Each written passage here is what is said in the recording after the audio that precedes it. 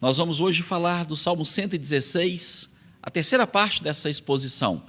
Nós já trouxemos aqui duas mensagens. A primeira, nós tratamos a respeito das lutas que o cristão enfrenta e como descansar em tempos de aflição.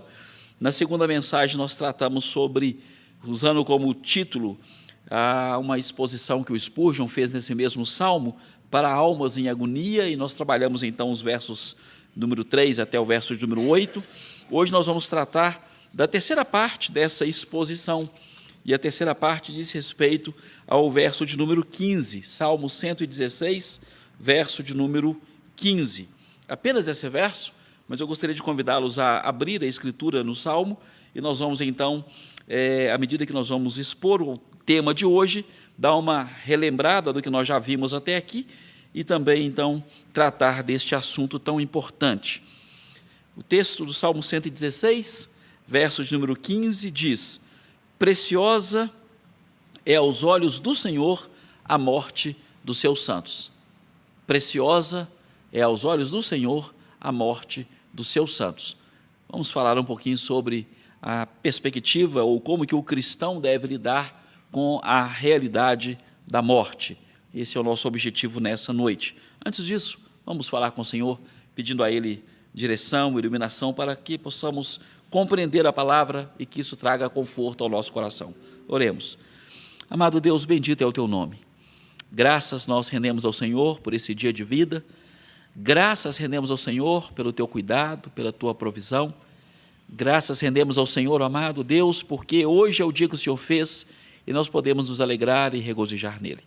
Graças te dou também, ó Deus, pela Tua palavra que foi lida, esse salmo que nós já temos trabalhado em algumas semanas e hoje pretendemos concluir, no tocante agora a esse tema tão sério e que tantas vezes causa medo, pavor, que é a realidade, ó Deus, ou até mesmo a proximidade da morte.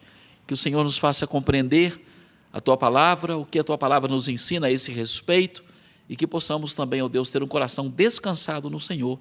Isso nós oramos em nome de Jesus. Amém e amém. Antes de abordar, então, de forma mais detalhada, esse verso ou essa temática de como o cristão deve lidar com a morte, eu gostaria de ler aqui uma pequena parte desse livreto, Enfrentando a Morte com a Esperança, né?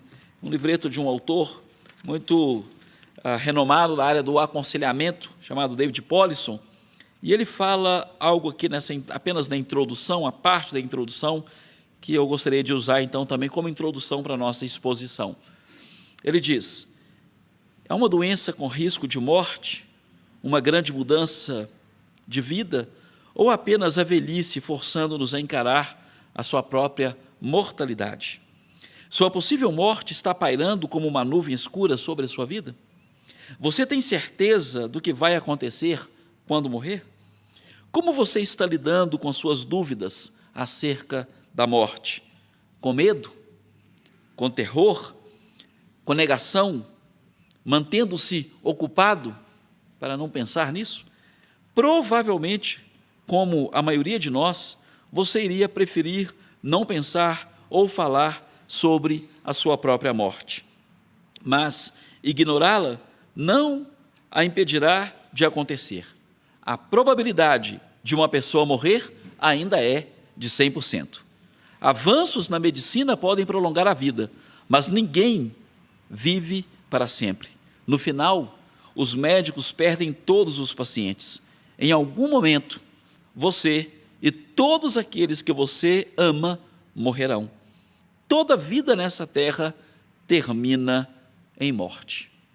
Mas a morte é, de fato, a última frase no livro da nossa vida? Ou existe algo além da morte? E aí ele começa a falar sobre a importância da ressurreição e todas as outras coisas para nos ajudar a pensar como cristãos, como devemos lidar com a morte. O texto que nós lemos do Salmo diz: preciosa é aos olhos do Senhor a morte dos seus santos. Como que isso pode ser precioso? Talvez mudando a pergunta, por que morrer no Senhor pode ser algo precioso? Quero convidá-los a abrir um outro texto da Escritura. Nós temos uma prática dentro da homilética, da prática da pregação, via de regra é dito que o pastor presbiteriano ele prega um sermão de 3 pontos, né? Hoje eu vou extrapolar essa regra. Meu sermão aqui tem uns 15 pontos, mas eu prometo que serão 15 pontos breves. Mas abra, por favor, primeira carta de Paulo aos Coríntios, capítulo de número 15. O capítulo inteiro trata sobre a morte, a ressurreição, a expectativa que temos em relação ao futuro, a eternidade, o que ocorrerá com o nosso corpo. O capítulo 15 inteiro ele trata disso. Eu não vou abordar vários aspectos aqui do ponto de vista escatológico, o como seremos, como será o nosso corpo, o que vai acontecer, o que não vai acontecer. Isso fica para uma outra ocasião. Hoje eu quero me deter apenas na primeira parte deste capítulo, que vai do verso 1 até o verso de número 19, pensando então em como devemos lidar com essa realidade da morte. E eu vou fazer a leitura pausadamente, e à medida que vou lendo aqui, eu vou dizendo quais versículos e vou mostrar, ou pelo menos trazer aqui à tona, algumas verdades que Paulo está destacando. Então, a primeira leitura vai do verso 1 ao verso 4. Irmãos, venho lembrar-vos o evangelho que vos anunciei, o qual recebestes e no qual ainda perseverais. Por ele também sois salvos, se retiverdes a palavra tal como vos-la preguei, a menos que tenhais crido em vão. Antes de tudo vos entreguei o que também recebi, que Cristo morreu pelos nossos pecados, segundo as Escrituras, e que foi sepultado e ressuscitou ao terceiro dia, segundo as Escrituras. Primeira coisa que eu quero chamar a atenção aqui, no que Paulo está tratando, é que o Evangelho diz respeito à pessoa e à obra de Cristo. Deixe-me repetir a primeira parte da frase. O Evangelho diz respeito à pessoa e à obra de Cristo. O Evangelho não diz respeito apenas à obra de Cristo, mas também diz respeito à pessoa de Cristo. O Verbo que se fez carne, que habitou entre nós, que viveu entre nós, que cumpriu seu ministério entre os homens, o Jesus, o homem, que morreu na cruz e que foi sepultado, mas que ressuscitou e que venceu a morte. Então trata-se de uma pessoa e não apenas de uma história, não é um conto. O Evangelho diz respeito à pessoa e à obra de Cristo. Essas coisas não estão desassociadas. Tanto a pessoa de Cristo é fundamental, como a obra de Cristo também é essencial para a nossa vida e para a nossa redenção.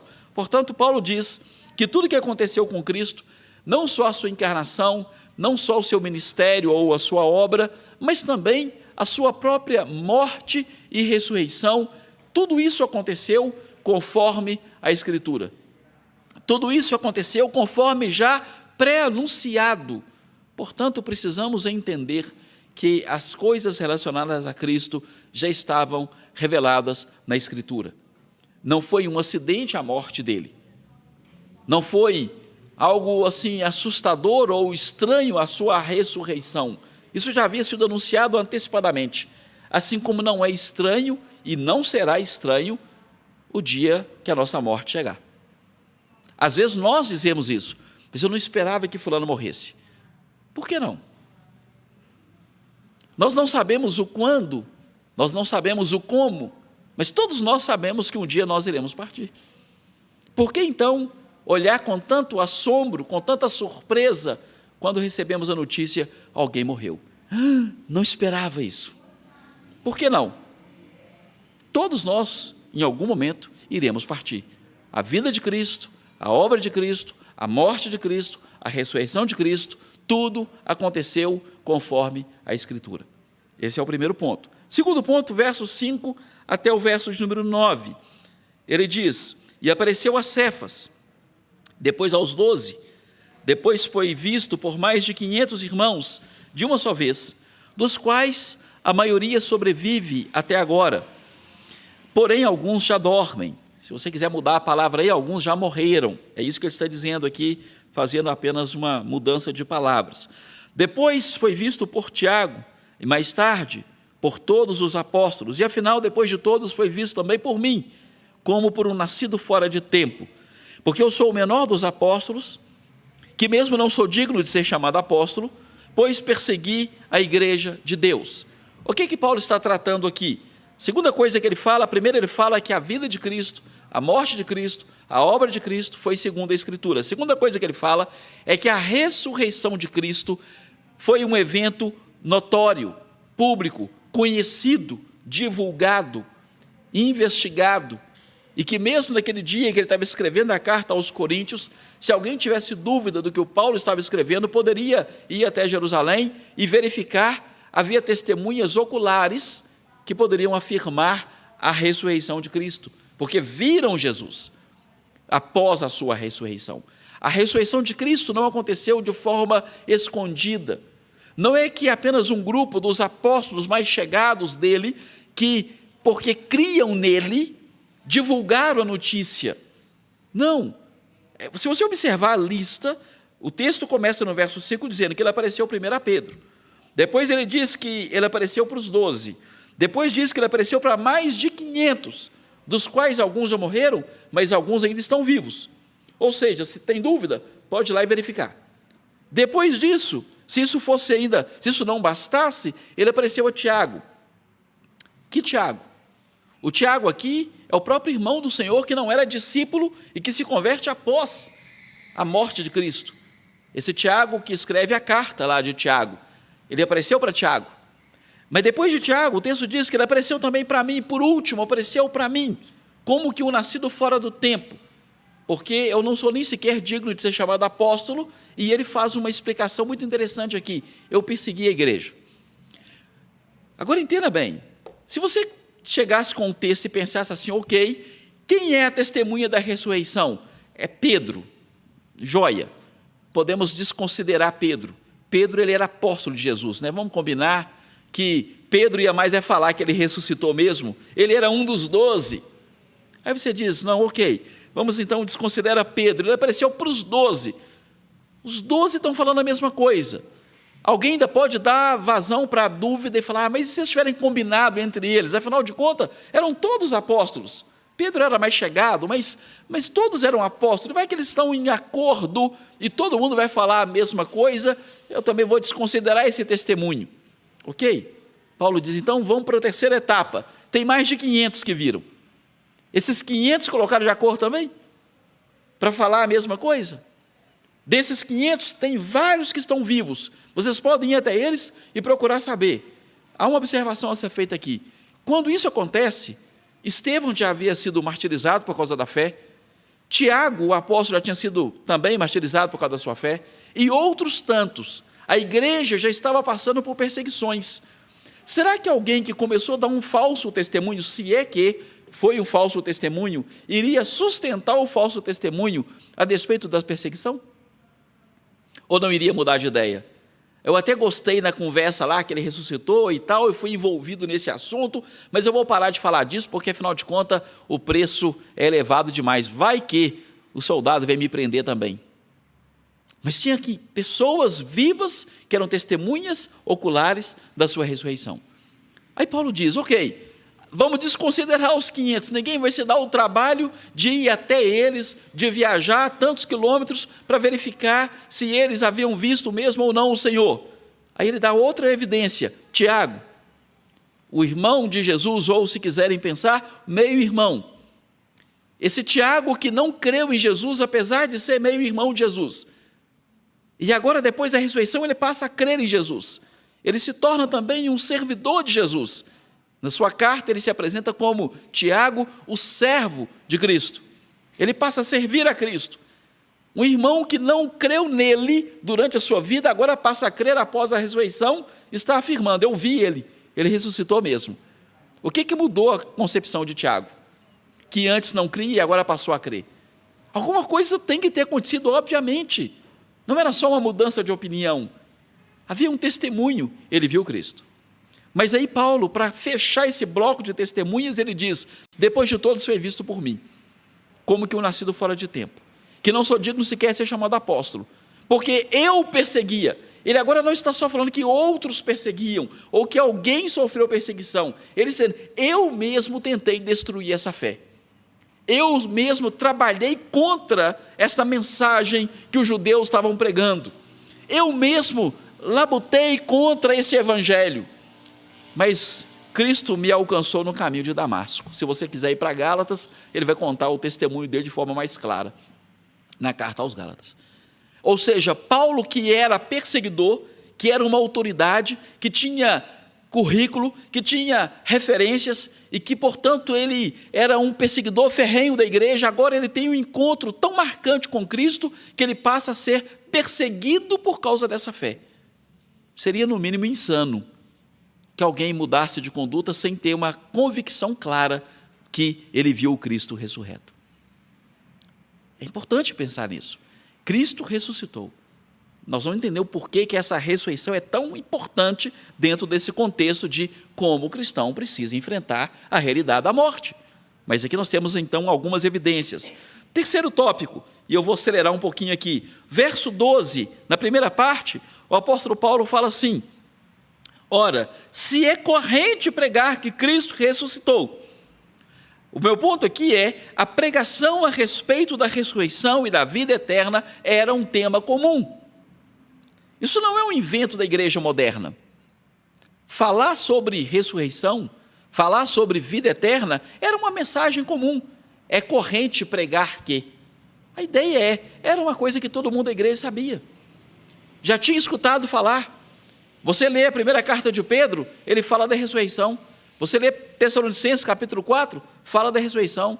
1 Coríntios capítulo 15, fala da ressurreição. Romanos capítulo 8, fala dessa vida eterna. E podemos continuar citando vários e vários e vários. Paulo, escrevendo a Timóteo, fala: eu agora já cumpri minha carreira, eu já estou a ponto de ser oferecido como libação, mas a coroa da justiça me está reservada, tanto a mim, como todos aqueles que amam a sua vinda. A esperança da volta de Cristo, a esperança da ressurreição eterna. Era comum. Isso não é uma mensagem inventada nos nossos dias.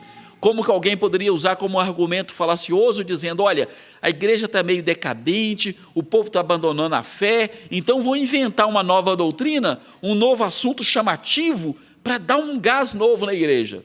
Não, essa mensagem já era recorrente naquela época. Era comum pregar a respeito da ressurreição de Cristo. Outro item, verso 12, a segunda parte dele. O texto diz, vou ler de novo o verso 12 todo para entender. Ora, se é corrente pregar-se que Cristo ressuscitou dentre os mortos, como, pois, afirmam alguns dentre vós que não há ressurreição de mortos? Assim como era corrente pregar a respeito da ressurreição, já estava se tornando também comum, pelo menos aqui na igreja em Corinto, alguns pregando contra a ressurreição, alegando não haver ressurreição.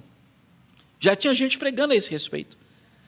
Então, quando hoje a gente olha para a sociedade, olha para o mundo, e as pessoas dizem: nada, isso aí, esse negócio de fé, de igreja, não está com nada não. A ciência avançou muito, as tecnologias avançaram muito, nós não precisamos mais disso.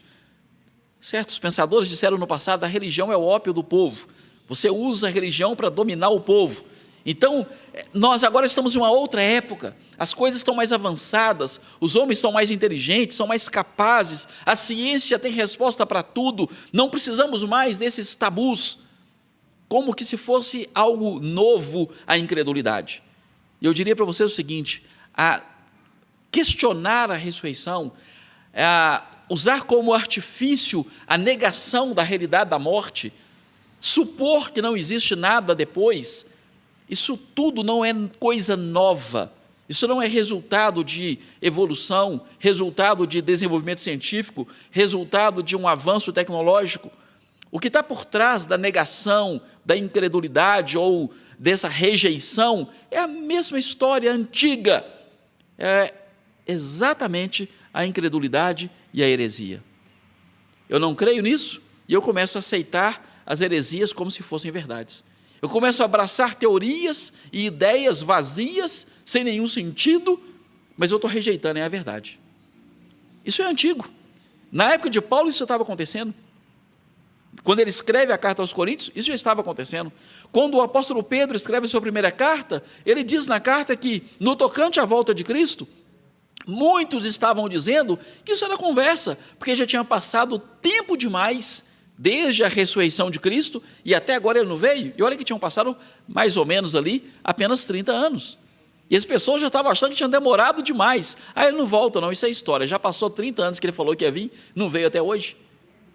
E já, olha que se for escrevendo Pedro, fosse escrever a terceira carta de Pedro nos dias de hoje, aí ele diria, já passou 2020 anos e ainda ele não veio? Vou parar de acreditar nisso. Já passou tempo demais. Quantos morreram esperando ele voltar e ele não voltou até hoje? Não acredito nisso não. Mas precisamos de olhar que isso não é algo novo, essa rejeição é antiga. Outro item que eu quero chamar a atenção aqui, brevemente, versículos 13 a 19 agora, Paulo vai fazer uma apresentação para refutar de maneira muito enfática o falso ensino. O falso ensino em questão é, não há ressurreição. Não há. Se você quiser usar essa máxima popular, é frases do tipo, o que aqui se faz, aqui se paga. Morreu, acabou, a vida termina aqui. Afinal de contas, só tem uma vida, então você tem que aproveitá-la toda. Morreu, acabou. Esse tipo de pensamento é uma tentativa apenas de mostrar o seguinte, olha, não há nada depois, não há expectativa nenhuma para o depois, então a gente tem que aproveitar o máximo, é agora mesmo. Mas Paulo vai refutar tudo isso a partir do verso 13 até o 19. Claro que a carta continua, e ele continua apresentando vários argumentos, mas para o meu objetivo aqui, só essa primeira parte será suficiente. E aqui eu vou destacar 4 tópicos. Primeiro, verso 13, ele diz, e se não há ressurreição de mortos, então Cristo não ressuscitou. Perceba que agora ele vai falar não, nem toda essa apresentação. Ou seja, se não há ressurreição, obviamente Cristo não ressuscitou. Por que Cristo ressuscitaria e todos os demais não?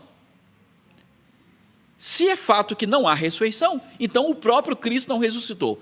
Se Cristo não ressuscitou, então todo o primeiro bloco que nós lemos até agora tem que ser desconsiderado. Pedro não viu? Os 12 não viram? Os 500 não viram? Tiago não viu? E o próprio Paulo não viu. Tudo isso é mentira. Então nós estamos pregando uma grande mentira. Essa é a questão. Se não há ressurreição, Cristo não ressuscitou. Primeiro argumento. Segundo argumento que Paulo vai usar, aparece do verso 14 até o verso 16, ele diz, e se Cristo não ressuscitou, é vã a nossa pregação e vã a nossa fé. E somos tidos por falsas testemunhas de Deus, porque temos asseverado contra Deus que ele ressuscitou a Cristo, ao qual ele não ressuscitou, se é certo que os mortos não ressuscitam. Porque se os mortos não ressuscitam, também Cristo não ressuscitou. Ele repete agora aqui, fazendo um trocadilho com o verso 13. Mas em síntese aqui, o que ele está dizendo é, se Cristo não ressuscitou, o evangelho é mentira. Simples assim. Não há nenhum sentido à nossa fé. Nós temos crido em vão. A pregação é absolutamente inútil. Porque se a Escritura diz que a fé vem pelo ouvir, e ouvir da palavra de Deus, portanto nós temos que pregar, porque a salvação vem pelo ouvir e ouvir da palavra de Deus, mas se eu estou pregando que você tem que confessar a Cristo e há vida eterna, e que o Senhor vai te ressuscitar, e vai te glorificar, e viveremos para sempre com Ele, mas nada disso existe, então para que estamos pregando? Vamos fazer como a máxima dos gregos da época de Paulo, comamos e bebamos que amanhã morreremos. Não há nenhum sentido além disso. Vamos simplesmente viver e morrer, então para que pregar? Simples, é isso que Paulo está dizendo. É inútil sustentar qualquer valor de eternidade se não há ressurreição. Porque tudo que se fizer vai terminar aqui mesmo. Terceiro argumento que Paulo apresenta. Terceiro argumento, versículo 17, ele diz, e se Cristo não ressuscitou, é vã a vossa fé, e ainda permaneceis nos vossos pecados. O argumento de Paulo agora sai da expectativa da eternidade para a realidade do perdão. Se Cristo não ressuscitou, continuamos então nos nossos pecados. Ou seja, não há possibilidade de expiação. Se nós somos pecadores e precisamos ser redimidos por alguém, e o único apto para nos redimir é Cristo, porque lá em Romanos capítulo 4, versículos 23 a 25, ele vai descrever, logo após falar sobre o exemplo de Abraão, que foi o homem da fé, o pai da fé, ele vai dizer o seguinte, que Cristo morreu por causa do nosso pecado e ele ressuscitou para a nossa justificação. Isso é Romanos 4, 25. Cristo morreu por causa do nosso pecado e ele ressuscitou para a nossa justificação. Porém, fazendo a contradição desse texto com esse de cá, é que Cristo não ressuscitou. Então, se Cristo não ressuscitou, ninguém aqui está justificado. Porque ele morreu por causa do nosso pecado. Ele ressuscitou para a nossa justificação. Mas se ele morreu e não ressuscitou, então ele não pode expiar ninguém. Ele não pode redimir ninguém em última instância. Todos nós continuamos com os nossos pecados. Quando você vai para a carta aos Hebreus, e o autor vai descrever o processo do culto, do rito do Antigo Testamento, ele dizia que todo ano o sacerdote, ele sacrificava o animal para que através da expiação ali com sangue de touros e de bodes, o pecador pudesse trazer à memória o seu pecado. Mas aí vem Cristo com um único sacrifício perfeito, de uma vez por todas, ele agora apresenta ele mesmo como oferta pelo pecado. E, portanto, não há necessidade mais de sacrifícios, porque Cristo é o sacrifício melhor, excelente, eficaz, e não há necessidade de mais de derramamento de sangue, porque, de fato, sangue de touro e de bode não pode perdoar pecados. Por isso Cristo vem. Mas se Cristo vem, fez tudo o que fez, segundo a Escritura que nós lemos no início do texto, morreu segundo a Escritura, mas aí nós temos que cortar o versículo aqui, porque aqui fala que ele também ressuscitou segundo a Escritura, mas ele não ressuscitou. Se a questão é, ele não ressuscitou, então não há expiação. Você e eu continuamos com os nossos pecados. Não há nenhuma esperança de vida eterna. Nenhuma.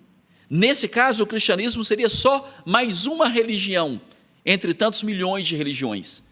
Porque você pode pesquisar o quanto quiser. Tem várias religiões que têm princípios interessantes, que falam de um modelo de piedade do seu líder, do seu fundador, do seu guru, seja lá como for que coloque. Mas nenhuma religião, a não ser o cristianismo, pode afirmar, segundo a Escritura, e pode provar que o seu fundador, o seu cabeça, morreu, ressuscitou e prometeu que vai voltar. Qualquer religião. O líder daquela região pode falar, olha, você tem que, se você tiver essa vida, se você for piedoso, se você fazer muita meditação e tal, você vai morrer bem, vai morrer zen, mas não vai poder te prometer, em hipótese alguma, algo depois disso, porque o próprio líder deles morreu e foi sepultado e não ressuscitou. Somente o cristianismo apresenta um Salvador ressurreto. Jesus Cristo veio, habitou entre nós, morreu, ficou 3 dias, ressuscitou e agora está sentado à direita do Pai e prometeu que ele vai voltar. Então Paulo está dizendo, se Cristo não ressuscitou, não há expiação. Nós ainda continuamos com os nossos pecados. Último item aqui, para a gente avançar um pouco mais, versículo 18, ele diz, e ainda mais, os que dormiram em Cristo pereceram. Aqui é uma coisa impressionante.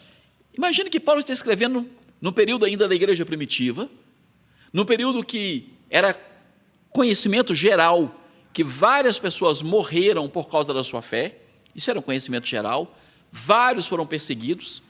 Se você ler a lista de Hebreus 11, os heróis da fé, você vai perceber ali, inclusive, a crueldade com que alguns morreram, uns foram cerrados ao meio. Imagina pegar uma pessoa, pega uma árvore, tira ali o miolo, deixa só aquela casca grossa, o tronco, só tira o miolo do tronco, aquela casca grossa, põe a pessoa dentro daquela casca ali, toda presa ali, e agora vem com uma serra, um de um lado, outro de outro, e serrando ali até partir a pessoa ao meio. Essa era uma das práticas bem habilidosas de matar alguém naquele contexto. Hebreus 11 vai mostrar isso. Alguns foram degolados, alguns foram enforcados, alguns foram crucificados, alguns foram queimados vivos.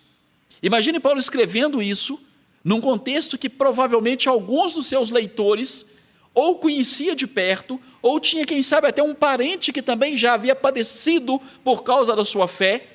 E Paulo agora chega e diz assim, olha, não há ressurreição, e todos aqueles que morreram como mártires, morreram de forma inútil, tá? Não tem validade nenhuma. Eu não estou dizendo, e preste bastante atenção nisso, que o ser martirizado é garantia de salvação. Quem salva é Cristo. Nós não somos salvos por causa da nossa morte. A única morte que nos salva é a morte de Cristo. não a nossa. Mas passar por tamanho sofrimento inútil é insano. Paulo está dizendo, se Cristo não ressuscitou, aqueles que morreram na sua fé, que morreram em Cristo, morreram inutilmente. E aí ele diz mais, observe comigo agora o verso 19. Verso 19. O texto diz, se a nossa esperança em Cristo se limita apenas a esta vida, somos os mais infelizes de todos os homens.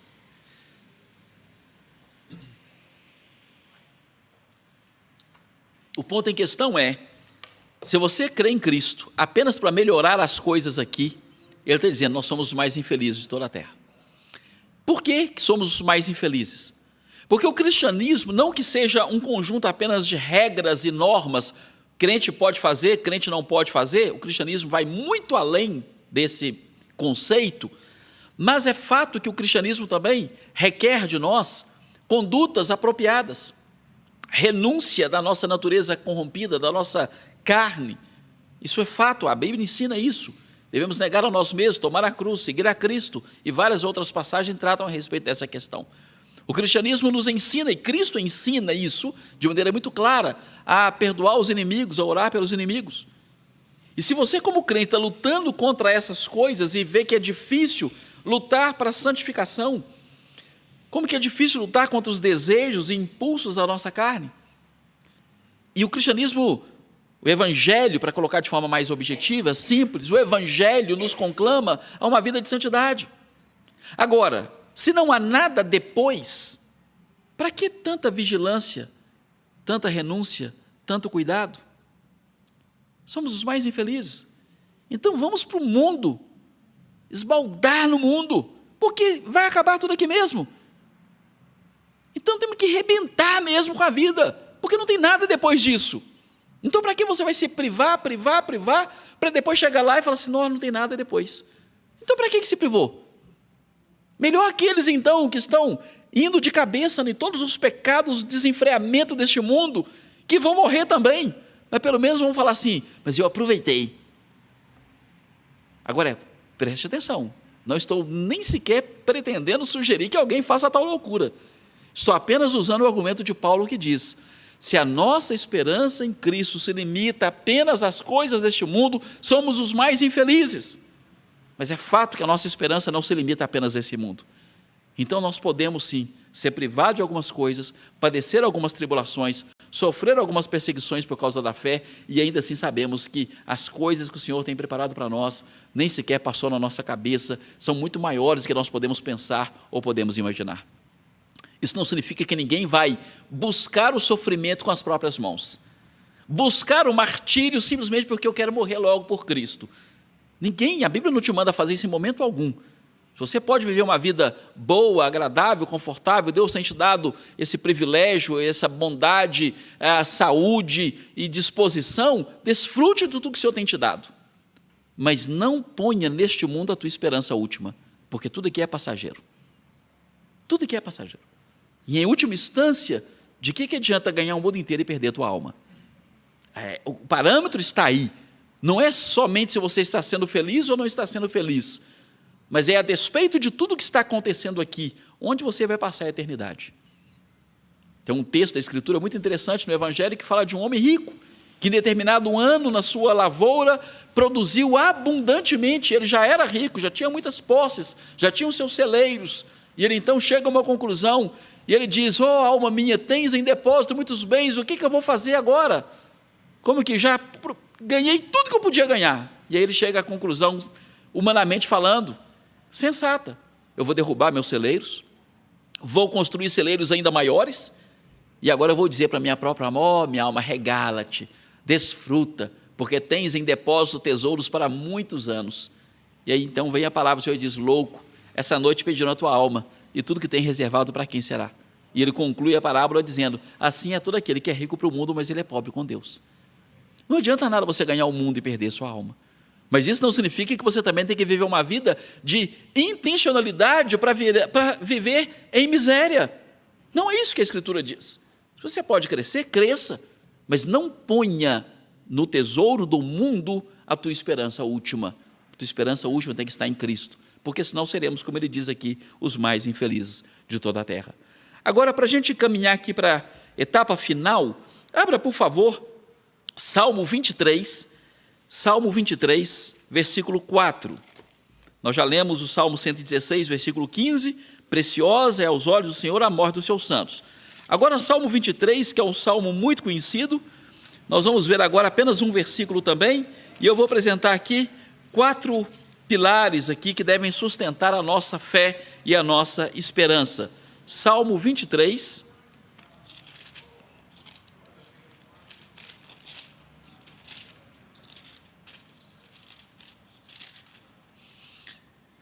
versículo 4, diz assim: ainda que eu ande pelo vale da sombra da morte, não temerei mal nenhum, porque tu estás comigo, o teu bordão e o teu cajado me consolam, ainda que eu ande pelo vale da sombra da morte. A pergunta que eu quero fazer aqui para a gente caminhar nos próximos minutos aqui, em 4 pilares que devem sustentar a nossa fé e a nossa esperança é: você já se sentiu no vale da sombra da morte?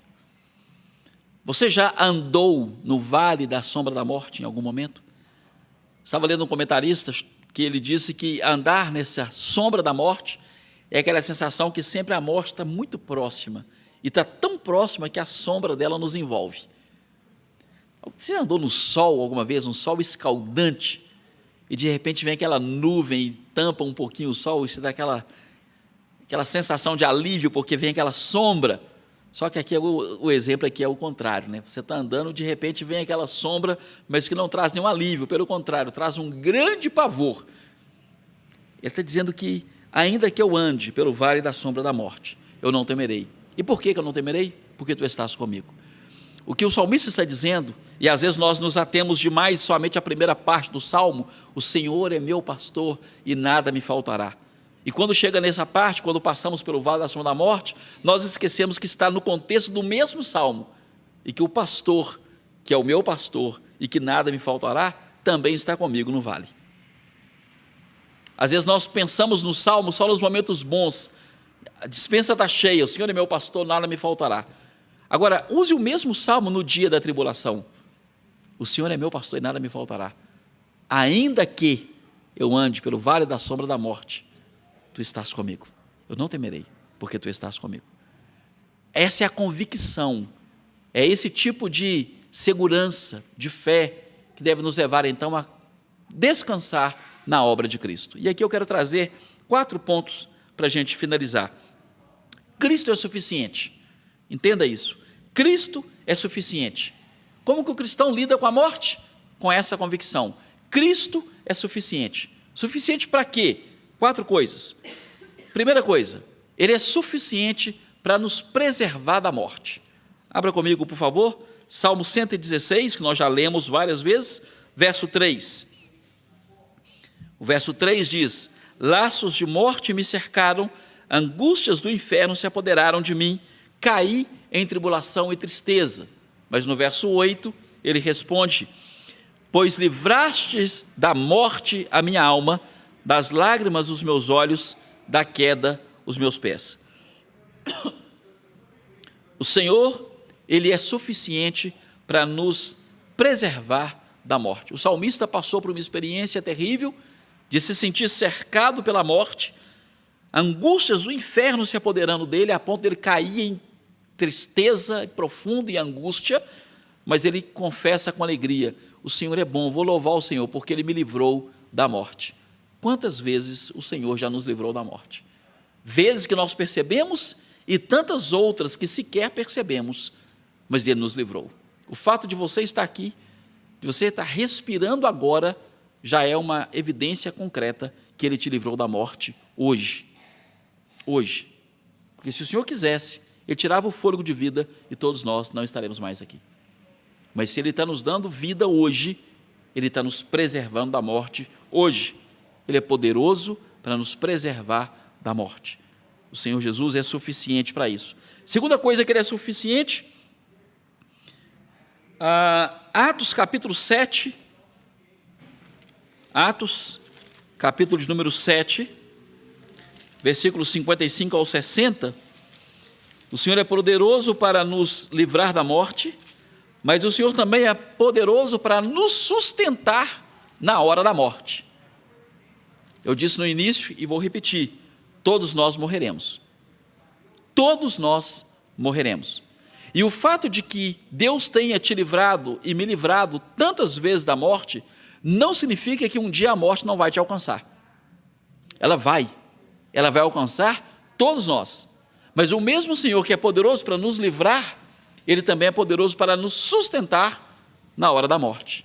Atos capítulo 7, versos 55 ao verso 60, nós temos aqui um momento em que Estevão, o primeiro mártir da igreja, na igreja primitiva, estava sendo apedrejado por causa do seu testemunho, da sua fé, e aqui o texto diz assim: mas Estevão, cheio do Espírito Santo, fitou os olhos no céu e viu a glória de Deus e Jesus, que estava à sua direita, e disse: eis que vejo os céus abertos e o Filho do homem em pé à destra de Deus. Eles, porém, clamando em alta voz, taparam os ouvidos e unânimes arremeteram contra ele, e lançando-o fora da cidade, o apedrejaram. As testemunhas deixaram suas vestes aos pés de um jovem chamado Saulo, que depois se transformou em Paulo, o apóstolo, e apedrejavam Estevão, que invocava e dizia: Senhor Jesus, recebe meu espírito. Então, ajoelhando-se, clamou em alta voz: Senhor, não lhes imputes este pecado. Com estas palavras, adormeceu. Estevão morreu. Ah, mas o Senhor não é poderoso para livrar? Por que o Senhor não livrou Estevão? Ele não quis. No plano soberano de Deus, Deus deixou que as coisas acontecessem como aconteceu. Ele não livrou. Ele não livrou. Estevão foi um mártir. Ele não buscou a morte, mas os adversários o perseguiram e o prenderam e o mataram. Mas ele, quando estava sendo apedrejado, ele tem essa visão do Senhor, e ele é capaz, por causa da ação de Deus na vida dele, de orar: Senhor, não impute sobre eles esse pecado. Mas ele estava pronto, ele diz: recebe o meu espírito. Ele foi então acompanhado pelo próprio Senhor na hora da sua morte. Terceira coisa, Cristo é suficiente também para nos dar a vitória sobre a morte. Não é somente livrar dela, mas é vencer ela quando ela chegar. Abra comigo, por favor, Apocalipse capítulo 1, versículo 9. Apocalipse capítulo 1, versículo de número... Perdão, eu falei 9, não é 9 não. 19, 18 e 19. Perdão, 17 e 18. Apocalipse 1. O versículo 9, é porque eu anotei ele aqui, é só para citar o contexto. João estava preso na ilha de Pátimos por causa da tribulação, por causa do evangelho, por causa da perseverança. E aí ele tem uma visão que nós conhecemos como a visão do Apocalipse. E no versículo 17, depois que ele tem a visão do Cristo ali, o Cristo glorificado, o texto diz: quando o vi, caí a seus pés como morto. Porém ele pôs sobre minha mão direita, dizendo: não temas, eu sou o primeiro e o último, aquele que vive. Estive morto, mas eis que estou vivo pelos séculos dos séculos e tenho as chaves da morte e do inferno. Jesus é aquele que tem nas suas mãos a chave da morte e do inferno. Pulando um pouquinho mais aí, Apocalipse capítulo 2, o último item, Apocalipse capítulo 2, versos 10 e 11. Cristo então é suficiente para nos preservar da morte, para nos sustentar na hora da morte. Ele é suficiente para nos dar a vitória sobre a morte, e Ele é poderoso para nos glorificar após a morte. Apocalipse 2, versos 10 e 11 diz: não temas as coisas que tem de sofrer. Eis que o diabo está para lançar em prisão alguns dentre vós, para ser disposto à prova, e tereis tribulação de 10 dias. Sê fiel até a morte, e dar-te-ei a coroa da vida. Quem tem ouvidos, ouça o que o Espírito diz às igrejas. O vencedor de nenhum modo sofrerá o dano da segunda morte. Cristo é poderoso para nos glorificar após a morte. Abra, por favor, o último texto, 1 Coríntios capítulo 15, que nós já utilizamos. 1 Coríntios 15, e eu quero terminar com a leitura dessa porção aqui da Escritura. Capítulo 15, versos 50 ao 58. E aqui nós concluímos. Apocalipse 15, 50 ao 58. Perdão, 1 de Coríntios, capítulo 15. 1 de Coríntios 15, do verso 50 ao verso 58. Diz assim o texto: Isto afirmo, irmãos, que a carne e sangue não podem herdar o reino de Deus, nem a corrupção herdar a incorrupção. Eis que vos digo um mistério: nem todos dormiremos, mas transformados seremos todos. No momento, no abrir e fechar de olhos, ao ressoar da última trombeta, a trombeta soará. Os mortos ressuscitarão incorruptíveis e nós seremos transformados. Porque é necessário que este corpo corruptível se revista da incorruptibilidade e que o corpo mortal se revista da imortalidade. E quando este corpo corruptível se revestir de incorruptibilidade e o que é mortal se revestir de imortalidade, então se cumprirá a palavra que está escrita: tragada foi a morte pela vitória. Onde está, ó morte, a tua vitória? Onde está, ó morte, o teu aguilhão? O aguilhão da morte é o pecado, e a força do pecado é a lei. Graças a Deus que nos dá vitória por intermédio de nosso Senhor Jesus Cristo.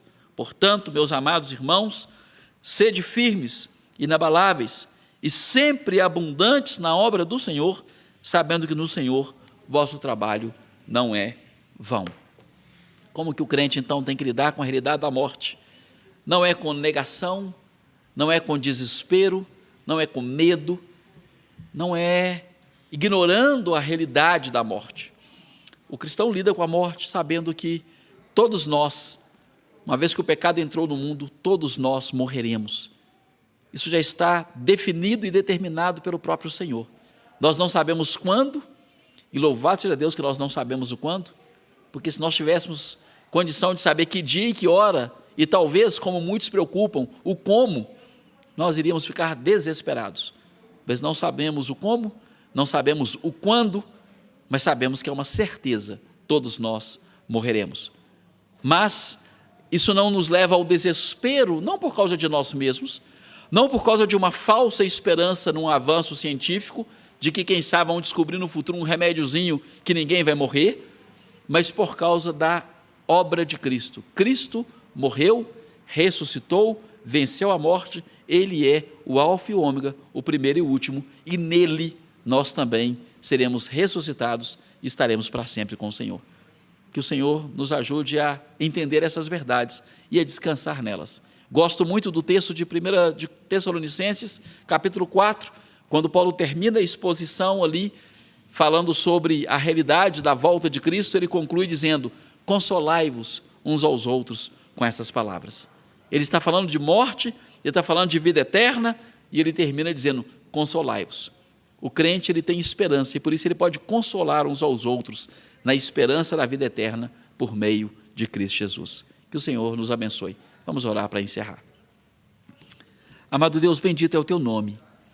Graças nós rendemos ao Senhor por essa noite, por esse tempo de estudo, por essa pequena porção da tua palavra. Deus querido, ainda que para nós continue sendo um mistério, preciosa é aos olhos do Senhor a morte dos seus santos, porque nós vemos a morte apenas como algo terrível, de dor, de luto, de separação, de rompimento, de uma cessação de projetos e de vida. A tua palavra nos dá outra perspectiva. A tua palavra nos diz que há vida e vida eterna, e que aqueles que estão em Cristo, eles vencerão a morte, porque Cristo já venceu, tragada foi a morte pela vitória de Cristo. Bendito é o teu nome. Dá-nos, ó Deus, esperança na eternidade. Dá-nos, ó Deus, um coração descansado em ti mesmo, para que possamos afirmar com ousadia, como disse o salmista: ainda que eu ande pelo vale da sombra da morte, não temerei, porque tu estás comigo. Que o Senhor nos renove, venha nos abençoar e nos guardar em Cristo Jesus, nós oramos. Amém e amém.